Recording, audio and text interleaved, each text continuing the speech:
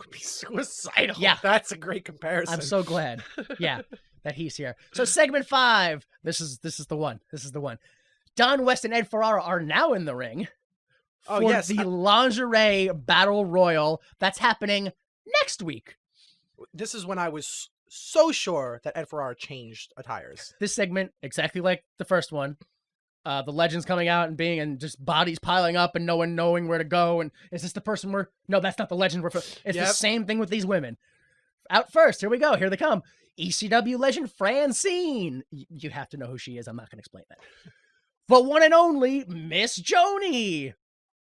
One day, a lady walked up to Jerry Lawler in like 91 and was like, "Hey, can I be your manager?" And Jerry Lawler was like, "Okay." Oh, and he remembered. And this is now a valet from the USWA. That's where she's famous, USWA. Yeah, Francine came out. I was like, oh, okay, I wonder what women are going to have. And then everyone else came out, and I was like, oh, yeah, who are these people? Then we get, from ECW, it's Daphne. Oh. I mean, from WCW, it's Daphne. You may remember her as Daphne. That's not her name anymore. Shannon is now her name, which is a.k.a. the screaming valet to David Flair and Crowbar in WCW. Well, that's a very much longer name than the first two. A.k.a. the valet. I would not want to type that out. This is when they cut to the entrance ramp, and we're like, oh, is this her? No, that's not her. She's already done the ramp. Some of them are just standing up at the entranceway waiting. Right. They're trying to find them, even though they're not moving. Yeah, they're not moving. The camera's not moving, and somehow everyone's still lost. They don't say this, but hot indie talent at this point. Alexis Laree, which is soon to be famous for pay lesbian and train yard related miscarriage victim, Mickie James. From NCW, the incredible Sasha, Northern Championship Wrestling, a Quebec, Canada-based promotion. Baltimore Ravens cheerleader, Erin, a former WWE Tough Enough contestant, or WWF Tough Enough contestant, who was disqualified for allegedly sleeping with Hardcore Holly. Yeah, wow. Of all people. She's definitely one that stood out of the group, though. A lot of them just looked like indie wrestlers or just ring rats. And then you actually had like a Dallas Cowboys cheerleader, and she looked like a Dallas Cowboys cheerleader. It was weird. It was uncomfortable for everyone. I don't think she wanted to be there. No. A few of them looked like they did not want to be there, to be honest with you. Well, a few of them, including Francine, I guess it was just like, yeah, just wear a dress, wear something sexy. So Francine wore her idea of sexy, and then every other woman was like, I think I'm wearing too much. Yeah. Absolutely. Like, conservatively revealing tops, and it's still like, ooh, I have too much clothes on. I remember staring at Mickie James. She had like her prom dress on, and she like kept looking at some of the other girls, and you could see her hand. She's like holding her dress, trying to hike it up so it's not as long. She's trying to hold it.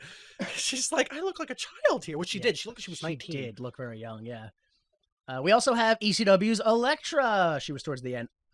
Was that always her name? Because I feel like I recognized her. No, I'm pretty sure it was always her fame. I'm sorry. Actual quote. Another familiar face, Taylor Vaughn. This is WWF's BB, or Barbara Bush, the paramedic, that gimmick. And she was also known as Papaya on one episode of Nitro. That quote is like the tagline of TNA. Another familiar face? Yeah. Absolutely. Oh, you might remember this face. And last but not least, the most pointless nickname moniker of all, making her debut. Everyone's making their debut. It's the start of the company. What are you talking about? Making her debut, Teresa Tyler. No information available. That's just her name. And this is what she looks like. I couldn't find anything about her. Oh, after the fact, like now. At all. Oh, wow. Yeah, nothing. I could find nothing. What is her name?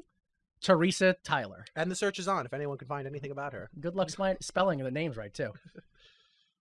So this is when because when I saw him come out, when I saw Ed Ferrara come out, I was like, what's up with Battlefield Earth over here? You know, like, Jesus Christ, he's trying to get the back door into Scientology? All right.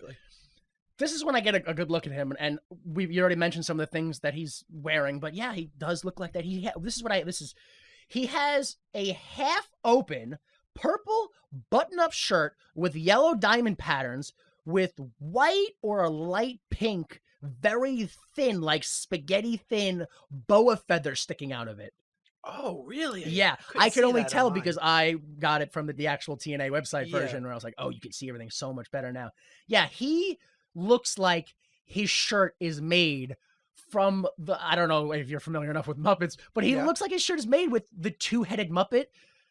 You know that monster Muppet? It's got two hands and two heads. Oh yeah, I think and it's so. purple and it's got all the fuzzy dude. things coming off. Of it. Yeah. Oh my gosh, yeah. Yeah, I have. Was Ed Ferrara always wearing that ugly pink spotted fuzzy shag carpet button down short sleeve shirt? Yes. Yes. Yeah, he also had the very clearly braids with extensions, like very high up. He did not have long hair. Yeah. He had very short hair with like, oh, you know what would be fun?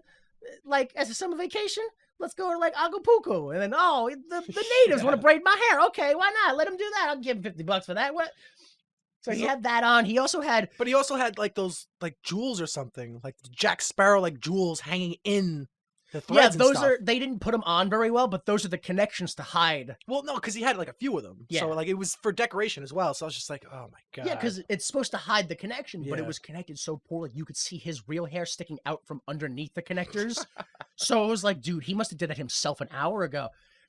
He's also wearing two different styles of necklaces, hoop earrings, leather pants, 2 sizes too big for him because when the clear vision goes on, you can see that's like 3 rolls on his heel. Yep. Platform leather boots that are at least 2.5 inches thick. I didn't notice the platforms. Yeah, when I got the better version, the clearer version, I was like, oh my god, it's worse than I thought. Oh, it was worse than I thought. Which you can see on TNA. They give this first episode out for free. On YouTube. Yeah. They give it out for free on YouTube with the higher quality. So everyone's in the ring now. West says there can only be one Miss TNA. Francine grabs the mic, says, none of the women in this ring compare to her. And what did any of you ever do for the wrestling business? And Elektra gets in the mic and says, I'll tell you what. But she means it more like a, let me tell you something, Mean Gene. Yeah. Not like, I will tell you what all of us have done for the... No, because she doesn't explain a single thing, any of it. She goes, I'll tell you what. Who died and made you quit? They all had their own promo, but none of them told each other what they were going to talk about. So that was her promo that she was going. And then she's like, this isn't ECW. You're the reason ECW went bankrupt. You were almost doing a spot-on impersonation of her voice. Yeah. I don't see extreme in the name here. Extreme in the name. So they wrestle, and then... But before that...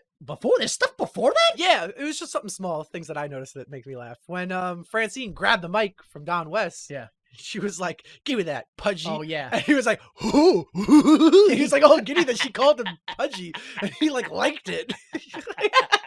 I didn't understand that at all. What is Don West into? I did. I was. It was so weird. I didn't want to mention. I was like, ooh, that might be a fetish. He like thing. Looked at like Ferrara. He's like, did you hear that? She called me Pudgy. I was like, that might be a fetish thing. I don't want to talk about that. That's weird. I know why they hang out now. Ooh. So they catfight. Elektra is very carefully stripped down to her bra so they don't rip the bra as well. Oh yeah, I saw that. She went for like 2 big handfuls of her shirt and then made sure she wasn't grabbing the bra. It's like, is this just a shirt? It's just a shirt?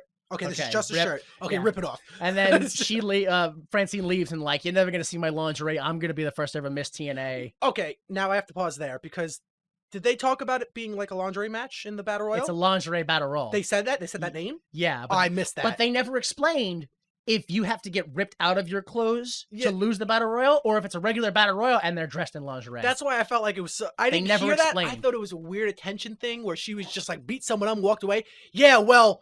None of you are going to see me in my lingerie as she like starts to like take it off. Like, don't you want to see me? Like, no, please. This is the one rare occasion on the show we definitely could have used. Gentlemen, if you give me a second, I'll explain the rules. Yes, please. I wanted those rules explained right then. Because Francine did a horrible job. Ferrara and West console Elektra as the lights go out and we cut to the dancing girls. Segment 5 minutes. Segment length 5 minutes, 20 seconds. I'm pretty sure, like, that's when they grab the jacket, throw it over Elektra. Yeah. And Ferrara's just like, why are you doing this? Why is this happening? I thought we were friends, Wes. He was so confused by it. So, what are your thoughts? I mean, I get why they did it. But... I needed more explanation of what was happening. I didn't care about most of the girls. They probably, honestly, could have done it with 6 girls instead of, 9? 1, 2, 3... 4, 5, 6, 7, 8, 9. I would have laughed if it was like 5 or 6 and be like, well, then they should have done it with 3. 9 people, and then so there was 11 people in the ring. So 11 people. They had 9 girls. 2 of them had the promo. So we're now thinking those 2 are going to win. Right.